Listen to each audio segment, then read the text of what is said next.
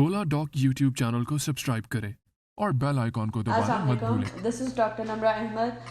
I'm a physical therapist and a rehab specialist. I'm a certified exercise physiologist and a gynae rehab specialist. I've also provided my services to Shifa International Hospital and currently I'm working at PhysioFit Blue Area, Islamabad. तो आज का हमारा जो topic है वो है rheumatoid arthritis या RA जिसको हम बोलते हैं, which is very common. Pakistan के टॉप डॉक्टर्स के साथ अपॉइंटमेंट बुक करें, वो भी पेशेंट फीडबैक देखते हुए। लाखों लोगों की तरह पाकिस्तान के सबसे बड़े डॉक्टर नेटवर्क का फायदा उठाएं और आज ही ओला डॉक ऐप डाउनलोड करें। ओला डॉक, डॉक्टर का अपॉइंटमेंट आसानी से। और ये डिफरेंट एज ग्रुप्स में पाया जाता है, जैसे 40 to 60 में ये ज़्यादा कॉमन होता है, लेकिन जो जुवेनाइल रूमेटिक आर्थराइटिस है वो after age of 17 years it is very very common. आज हम इसके बारे में बात करेंगे, इसके सिम्टम्स देखेंगे, कॉजेस, इसकी ट्रीटमेंट देखेंगे, इसकी ट्रीटमेंट में क्या क्या चीज़ें हम इंक्लूड कर सकते हैं, what are the medications, what are the physical therapy interventions and what are the dietary or home remedies we can talk about. Rheumatoid arthritis basically it is an autoimmune disease. Autoimmune disease वो होती है कि जो आपकी क़ुव्वत मुदाफ़िअत जो होती है वो अपने हेल्दी सेल्स को बॉडी में ख़त्म करना शुरू कर देती है या उसके अगेंस्ट काम करना शुरू कर देती है। रूमेटिक आर्थराइटिस जो है एक ऑटोइम्यून डिजीज़ है। इसमें हम डिफरेंट सिम्टम्स देखते हैं, जैसे कि पेशेंट के स्मॉल जॉइंट से स्टार्ट होती है, ये रिस्ट जॉइंट पे स्टार्ट हो सकती है, हाथों के जॉइंट्स जो छोटे स्मॉल जॉइंट्स होते हैं उनमें स्टार्ट हो सकती है। इसमें स्वेलिंग देखी जाती है, वॉर्मथ होती है, टेंडरनेस पाई जाती है, रेडनेस होती है, थोड़ी सी स्वेलिंग होती है जॉइंट्स में, स्टिफनेस होती है, पेशेंट मोबिलिटी के टाइम बहुत ज़्यादा पेन फील करता है। मोस्टली रात के टाइम जब सो के उठते हैं पेशेंट्स या मॉर्निंग स्टिफनेस पाई जाती है इसमें रूमेटिक आर्थराइटिस में। अगर फिर ये बड़े जॉइंट्स में जाने शुरू हो जाती है, जैसे नी जॉइंट में, एल्बो जॉइंट में भी चली जाती है इन एडवांस कंडीशंस।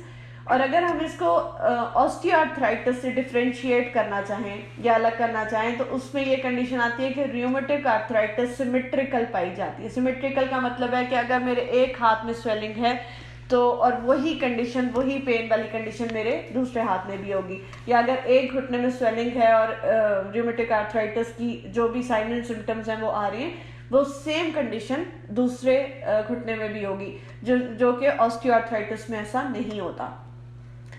सेकेंडली ये कि हम इसकी फिजिकल कंडीशंस देख के, पेशेंट की सिम्टम्स देख के इसके क्या क्या कॉजेज हो सकते हैं, ऑटोइम्यून डिजीज़ है, इसके क्या रेमेडीज हो सकती हैं। ट्रीटमेंट में हम इसको एंटी इन्फ्लेमेटरी ड्रग्स प्रोवाइड कर सकते हैं, एनसेड्स प्रोवाइड कर सकते हैं, कॉर्टिकोस्टेरॉइड्स प्रोवाइड कर सकते हैं, या एसिटामिनोफेन हम इनको पेशेंट्स को दे सकते हैं।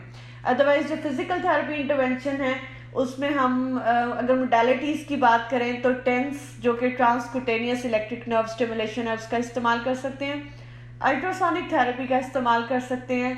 उसके अलावा हम इसमें ऐड कर सकते हैं हीट एंड कोल्ड थेरेपी का इस्तेमाल कर सकते हैं।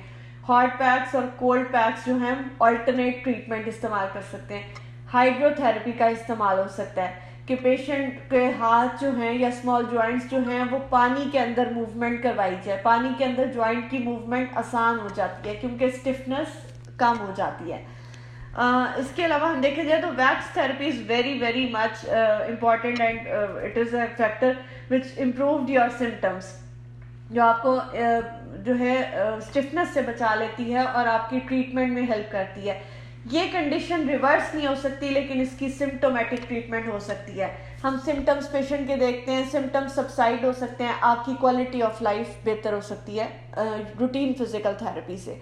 उसके अलावा अगर हम डाइटरी कंडीशन देखें या फिजिकल थेरेपी में हम इसका इलाज देखें तो इसमें हम माइल्ड स्ट्रेचिंग करवा सकते हैं, पेशेंट को रेस्ट एडवाइस कर सकते हैं, कंप्रेशन ग्लव्स एडवाइस कर सकते हैं, कुछ असिस्टिव डिवाइसेस हैं जो एडवाइस कर सकते हैं, जैसे केन्स हो गए या बार्स हो जाते हैं, असिस्टिव बार्स हो जाते हैं, वो पेशेंट पकड़ के चल सकता है इन एडवांस कंडीशंस अगर ये मुख्तलिफ बॉडी के जॉइंट्स में जा रही है। मसल स्ट्रेंथनिंग इसमें बहुत इंपॉर्टेंट रोल प्ले करती है। मसल स्ट्रेंथनिंग एक्सरसाइजेज जितनी भी हैं या जो एरोबिक कंडीशन है जो जेंटल योगा एक्सरसाइजेज हैं वो आपको बहुत हेल्प करती हैं टू रिलीव द स्टिफनेस, ठीक है। और जो आप अपनी डेली एक्टिविटीज़, नॉर्मल एक्टिविटीज़ आप आराम से परफॉर्म कर सकते हैं। अदरवाइज अगर डाइटरी कंडीशन देखी जाए तो डाइटरी कंडीशन में हम एंटी इन्फ्लेमेटरी जितनी भी डाइट है उसका इस्तेमाल कर सकते हैं, जिसमें फैटी 3 ओमेगा एसिड्स आ सकते हैं। ये सबसे ज़्यादा फिश में पाया जाता है, वॉलनट्स में होता है, और इस तरह की आप डाइट ले सकते हैं। उसके अलावा आप एंटीऑक्सीडेंट डाइट ले सकते हैं, जिसमें स्पिनच आ जाती है, ब्रोकली आ जाती है, और जो भी ग्रीन वेजिटेबल्स हैं, या ग्रीन टी का इस्तेमाल अगर आप बढ़ाएं तो आपके रूमेटिक आर्थराइटिक कंडीशन जो है वो बेहतर हो सकती है। अगर इन्वेस्टिगेशंस की बात की जाए कि हम इसको कैसे रूल आउट कर सकते हैं कि ये रूमेटिक आर्थराइटिस ही है, तो इसमें डिफरेंट कंडीशंस आ जाती हैं। फिजिकल थेरेपी में तो फिजिकल एग्जामिनेशन आ सकती है, जिसमें हम जॉइंट डिफॉर्मिटीज़ देख सकते हैं, जॉइंट स्टिफनेस देख सकते हैं, पेन और swelling, tenderness, redness, warmth of the organ and condition. उसके अलावा अगर हम इसके रेडियोलॉजी पे चल जाएं, रेडियोलॉजी इन्वेस्टिगेशंस क्या हो सकती हैं, उसमें एक्सरे और एमआरआई आ सकते हैं। अगर हम लैब इन्वेस्टिगेशंस में चले जाएं तो लैब इन्वेस्टिगेशंस में हमारे पास आ सकती हैं एंटी-सीसीपी, आरए फैक्टर देख सकते हैं। उसके अलावा हम इसमें और डिफरेंट ईएसआर देख सकते हैं कि ईएसआर अगर आपका ब्लड में रेज्ड आ रहा है तो दैट मीन्स रूमेटिक कंडीशन आपकी हो सकती है।